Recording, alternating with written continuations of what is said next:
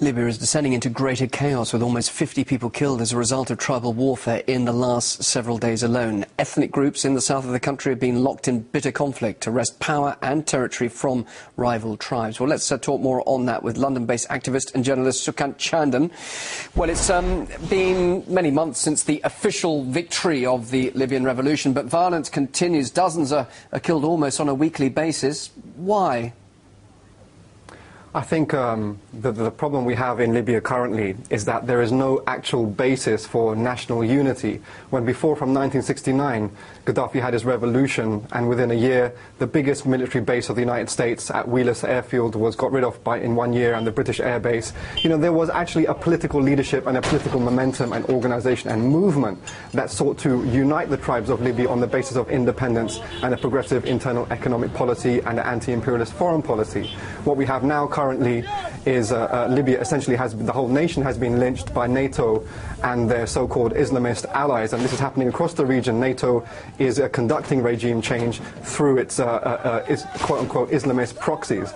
So now all those tensions, all those divisions that the Gaddafi era had kind of united and kind of managed successfully, has all come out in the open, and everyone is fighting everyone for a bit of the crumbs which NATO is throwing at them.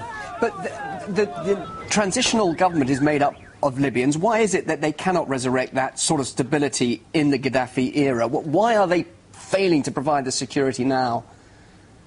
I mean, I think all the political forces that could provide that security were actually involved in the Gaddafi government.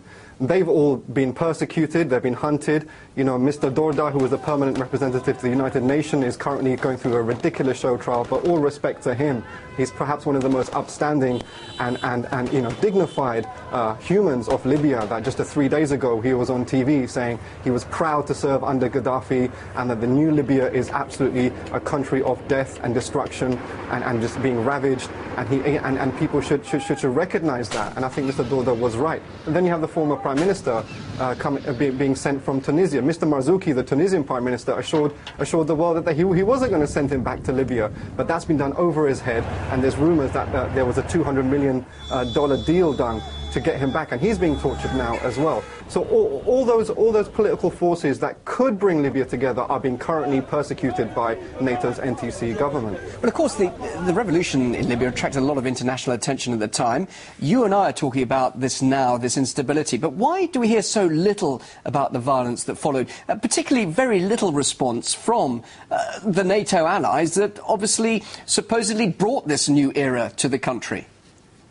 Straight off, I'd really like to thank Russia Today for being really the only international news channel that has anything close to a semblance of balanced coverage on Libya. Every other channel pretty much has really fallen flat and has failed to provide just the professional level of balanced reporting. To directly answer your question, they've achieved what they wanted to achieve. That's NATO and the NTC forces. They wanted to overthrow Gaddafi, and they wanted to scramble for the mineral wealth and for political power in Libya. In as much they want to do that, they've been successful. And that alone is their definition of democracy.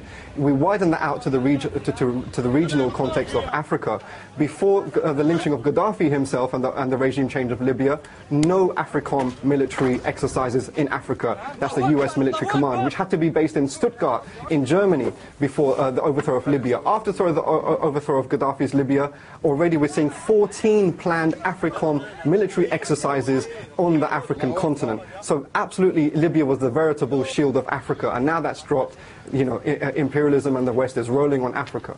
Sukant, thanks very much indeed for your thoughts. Sukant Chandan, author and journalist, live there in London.